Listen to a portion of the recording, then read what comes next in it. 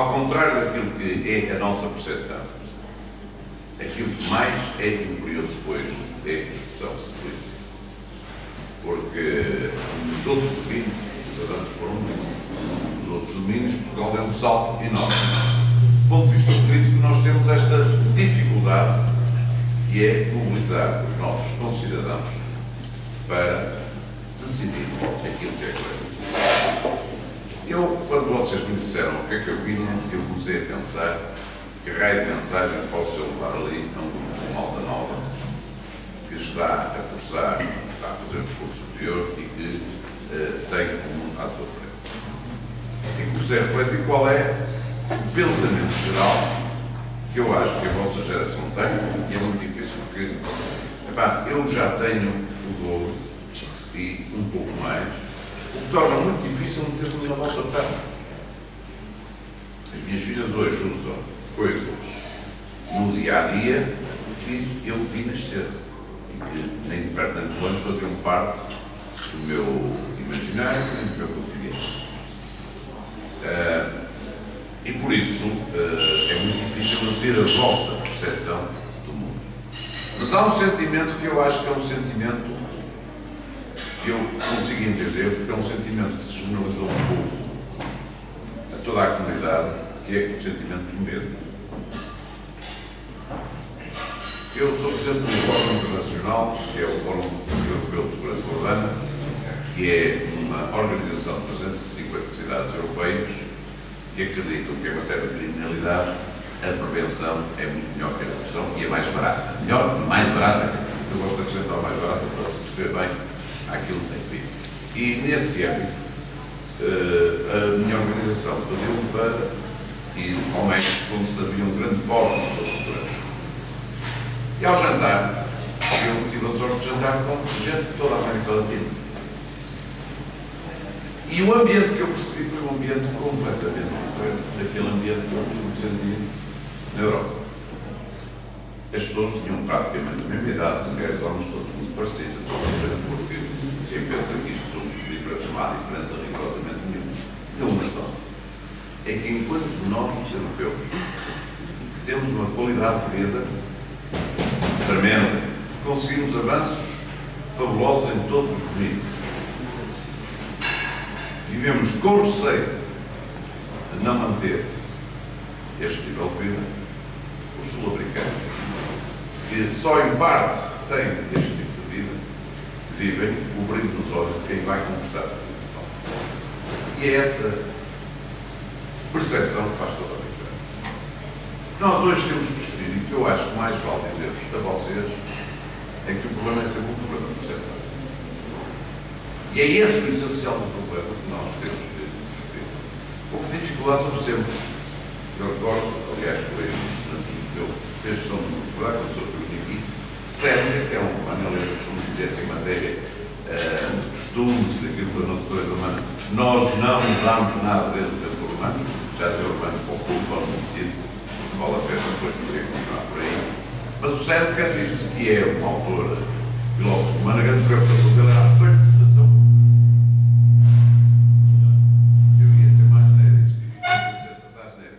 Era a participação política dos jovens. Porque ele achava que os jovens estavam a olhar. Peço desculpa, conselho. Já está desligado, vocês vão bem, não ouvem. Um rapazinho que tem poucas virtudes, mas esta virtude de fazer uma sala tão pequena como esta, acho que é uma delas. E, portanto, o Sérvia, a grande preocupação dele na altura era a parte da mobilização dos jovens para a participação na atividade. Onde é que a gente já ouviu isto? Nós achávamos que tudo isto é muito novo, tudo isto é muito cedo, mas estas coisas, os fenómenos repetem-se ciclicamente na história. A dificuldade do mundo foram dificuldades muito maiores do que outros tempos. Eu recordo que em toda, praticamente até ao último Código Civil do Código de Seabra, só tinha direito a herdar os bens da família o primogénito. E faz toda a diferença, porque o resto da rapaziada tinha aqui muito fora.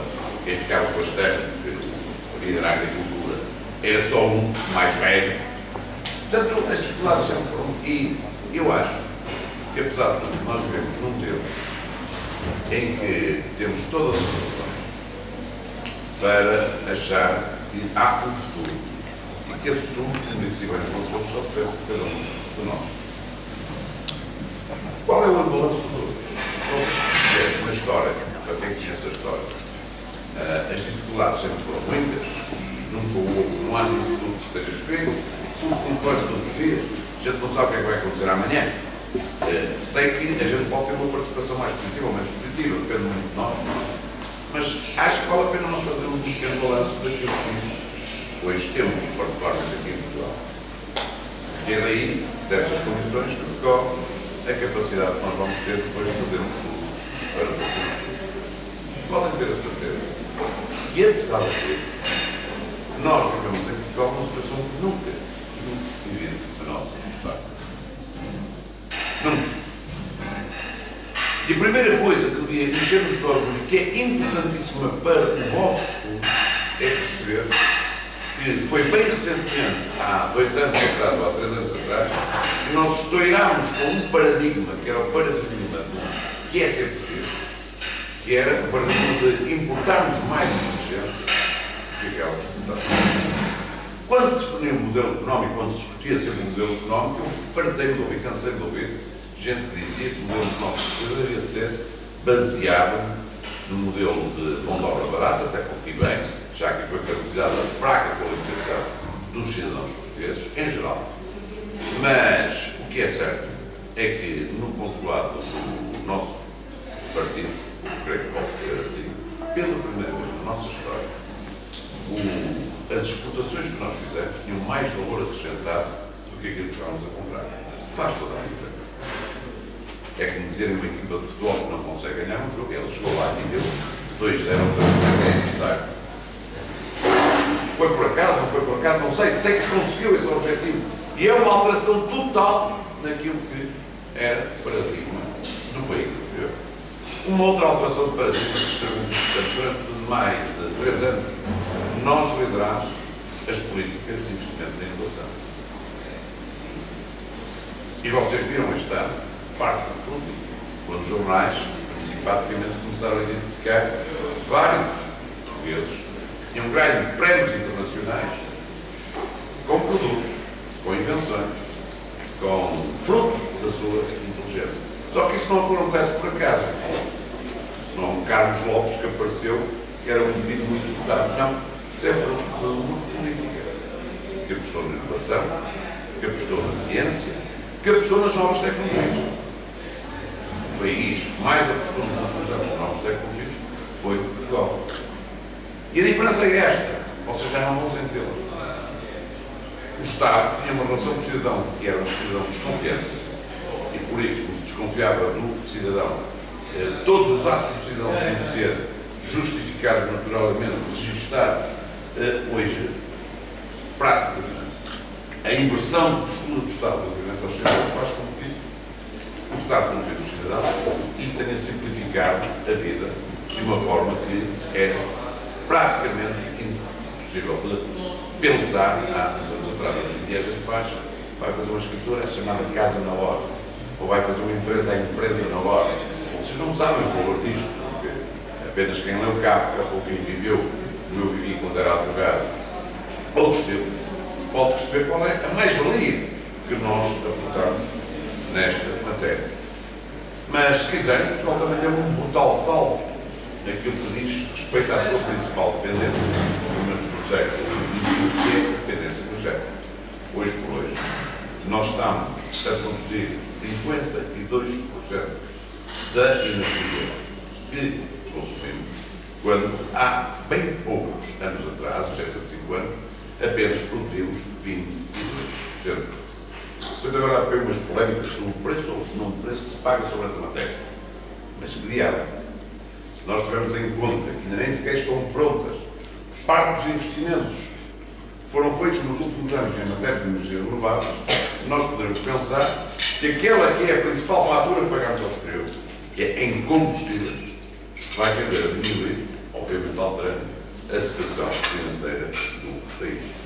Mas, se quiser, nós, nos últimos anos, tivemos uma política na área da educação e até uma política no setor primário que devolveu ao país alguns dos indicadores que tínhamos antes do professor Cavaco Silva resolver tocar no nosso setor primário, quer nas pescas, quer na agricultura, por mais uns euros anuais e a ter rebentado com esse setor. Pela primeira vez há muitos anos, Portugal, no ano passado, exportou mais azeite do que ele teve importou. Isto para vos dizer que não há nenhum determinismo nos portugueses, nem há nenhum determinismo em nenhuma geração, porque no momento somos nós sempre a fazer. E para lá destas questões, nós temos, em termos civilizacionais, o que é que nós tínhamos? Bom, nós tínhamos, não sei, o João aí tem razão, a evolução deste programa é uma coisa que deve fazer refletir, um dos melhores nacionais de saúde.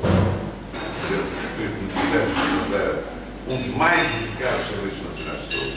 Apesar de tudo, tínhamos um sistema de segurança social equilibrado, foi equilibrado na altura pelo ministro Vieira da Silva, mas outras coisas muito importantes, que são importantes também em termos civilizacionais. Nós combatemos privilégios nos últimos anos, muito. Recordo que antes do engenheiro da Sócrates ter chegado ao governo, havia formas antecipadas em promoção para os políticos e para outras classes profissionais, e esse combate aos privilégios foi um combate sem quartel durante pelo menos o primeiro governo do Sócrates. Hoje temos uma representação na Assembleia da República que é muito mais avançada do que alguma vez foi, porque o Partido Socialista inclui cotas que fazem com que hoje haja pelo menos um terço dos deputados do sexo feminino.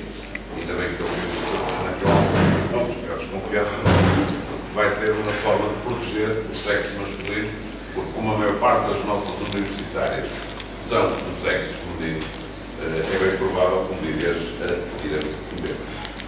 Mas, mais espantoso do que isso, se quiser, nós, em 2010, Portugal foi o país que mais reduziu a diferença do principal. Nós podemos dizer que somos uma cidade dicotómica, ricos de um lado, pobres do outro.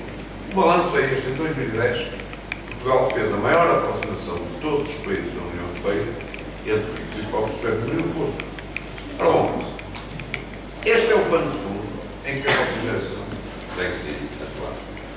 E é um pano de fundo promissor, porque há outros estereótipos que a vossa geração tem que fazer cair. Um deles é que Portugal é um país periférico. É coisa nenhuma.